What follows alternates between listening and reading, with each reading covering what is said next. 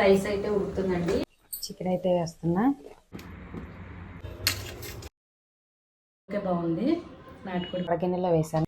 Hi అండి, welcome back to our channel. ముందుగా అందరికీ హ్యాపీ న్యూ ఇయర్ అండి.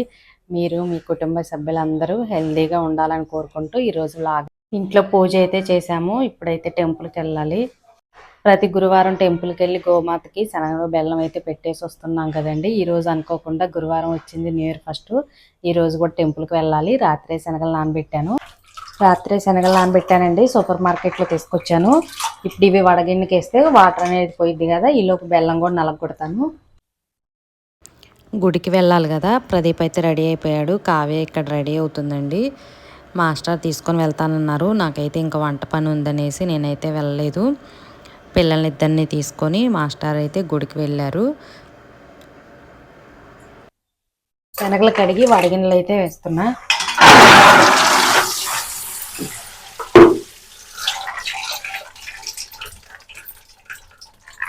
శనగలు వడగిన్నెలో వేసాను.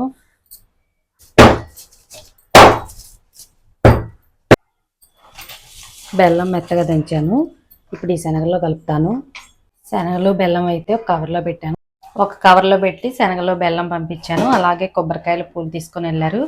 ప్రదీపను కావ్య వెళ్ళారు. ఇప్పుడైతే నేను వంట స్టార్ట్ చేయాలండి. సాల్ట్ పసుపు వేసి మంచిగా క్లీన్ చేశాను. ఇప్పుడు మళ్ళీ సాల్ట్ పసుపు వేసి కలిపి పక్కన పెట్టి ఈలోపు అల్లం వెల్లుల్లి పేస్టు, ఉల్లిపాయలు అన్నీ కట్ చేసుకోవచ్చు. సాల్ట్ అలాగే 1/2 టీ స్పూన్ వరకు పసుపు వేసి కలిపి పక్కన పెట్టాను. ధనియాలు, బిర్యానీ ఆకు, యాలకులు, దాల్చిన చెక్క, లవంగాలు అన్నీ వేసి లైట్గా ఫ్రై చేశాను. ఇది పూర్తిగా చల్లారిన తర్వాత మిక్సీ వేస్తాను.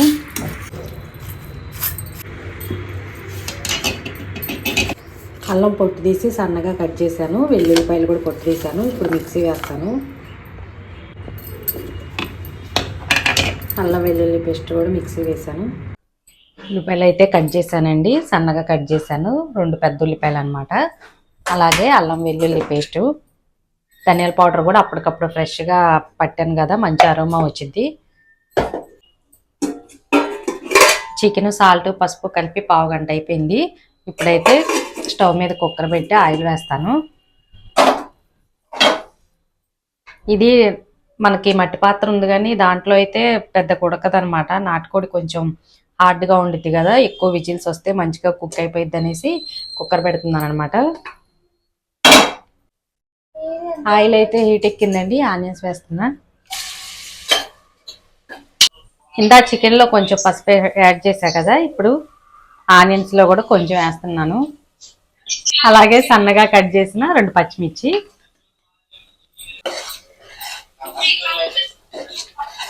ఆనియన్స్ మంచిగా ఫ్రై అయిపోయినాయి. ఇప్పుడు అల్లం వెల్లుల్లి పేస్ట్.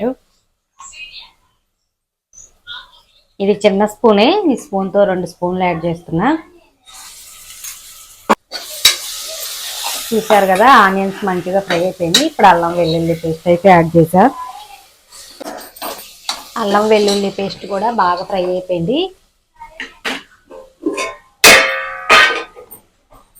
చికెన్ అయితే వేస్తున్నా.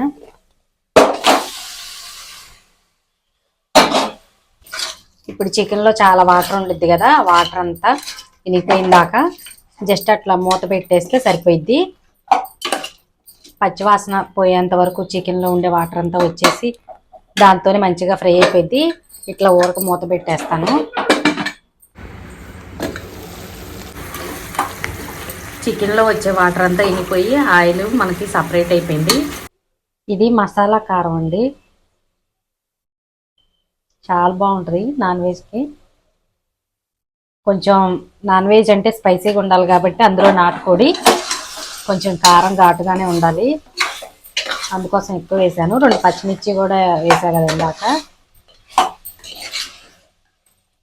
మళ్ళీ ఒక 5 నిమిషాలు మూత పెట్టేస్తే కారం అనేది చికెన్ ముక్కలకి పట్టిద్ది మంచిగా. తర్వాత వాటర్ వేసుకోవాలి.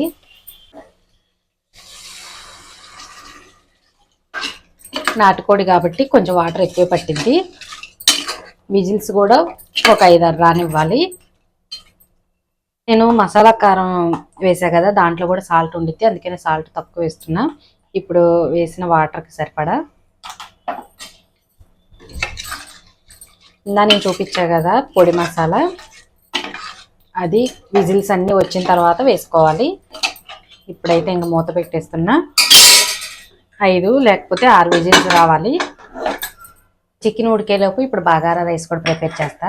ఈ కుక్కరు ఇటువైపు పెట్టేసి ఈ స్టవ్ మీద బగారా రైస్ ప్రిపేర్ చేయాలి.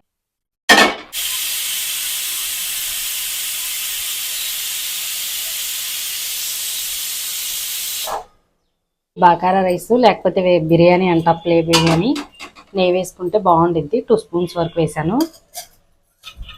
నెయ్యి వేడైంది. ఇప్పుడు బిర్యానీ ఆకు, బిర్యానీకి సంబంధించిన మసాలా దినుసులు, చెక్క, లవంగ, యాలకులు, జాపత్రి, అనాస పువ్వు, ఇవి కొంచెం ఫ్రై అయిపోయిన తర్వాత కట్ చేసిన పచ్చిమిర్చి, ఆనియన్ వేసాను. ఇవి కొంచెం ఫ్రై అయిపోయిన తర్వాత అల్లం వెల్లుల్లి పేస్ట్ వేసుకోవాలి. ఆనియన్ పచ్చిమిర్చి బాగా ఫ్రై అయిపోయినాయి. ఇప్పుడు టమాటా వేస్తున్నా, బాగా పండింది.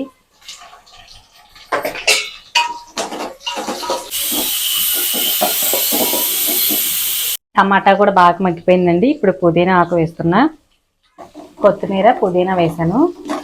ఇందాక మీకు చూపించా కదా పొడి మసాలా, అది 2 స్పూన్స్ వరకు వేస్తున్నా.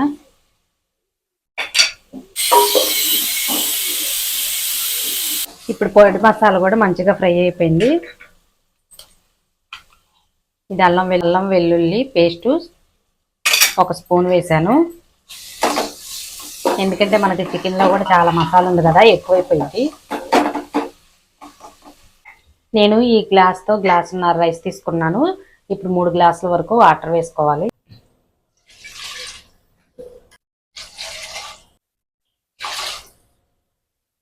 ఇప్పుడు టేస్ట్కి సరిపడా సాల్ట్, ఇవన్నీ వేసాను కదా.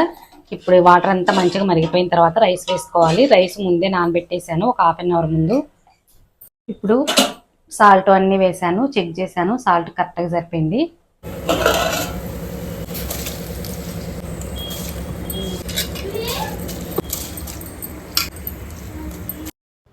వాటర్ అంతా కరెక్ట్గా సరిపోయిందండి. సాల్ట్ కూడా చెక్ చేశాను. ఇప్పుడు మూత పెట్టేస్తే చక్కగా ఉడికిపోయిద్ది.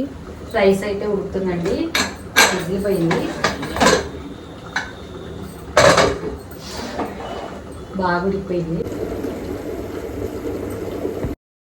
ఇందాక గరం మసాలా అలాగే ధనియాలు అన్నీ కలిపి పొడి చేసా కదా, ఆ పొడి అయితే 2 స్పూన్స్ వరకు యాడ్ చేశాను.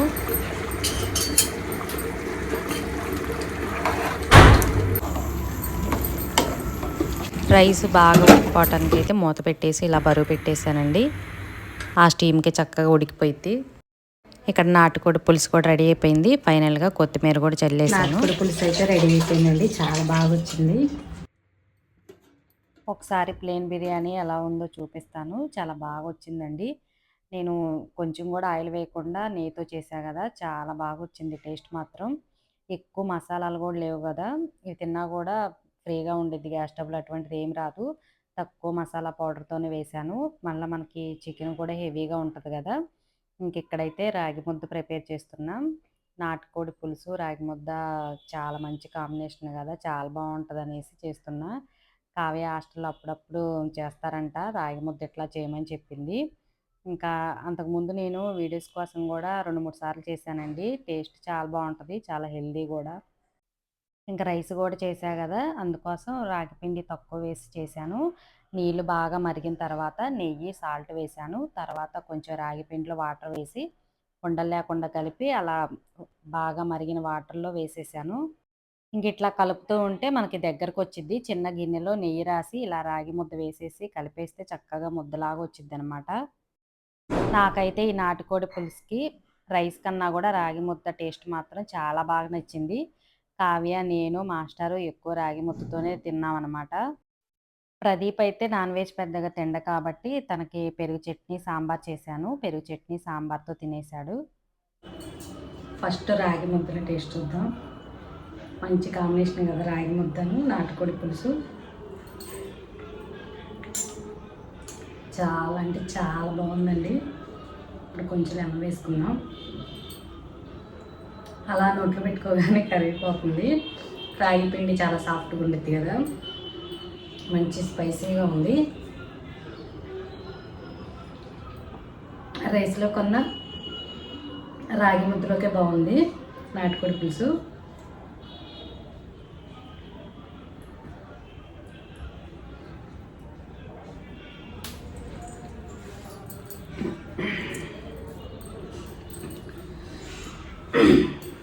రైస్లోకి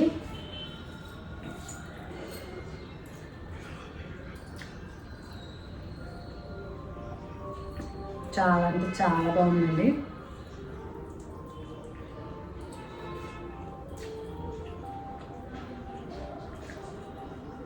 రైస్లోకి బాగుంది, రాగి ముద్దలోకి ఇంకా బాగుంది.